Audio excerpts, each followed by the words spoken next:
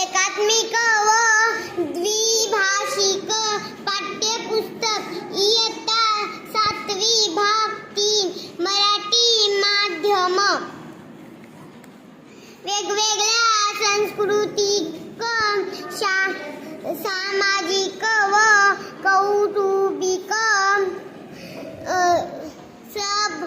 समारंभात जेवणाला खूप महत्त्व असते.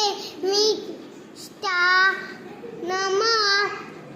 इतरे जहा हे मनुष्य स्वभावाला धरून आहे, म्हणून अशा समारंभात पदार्थांचे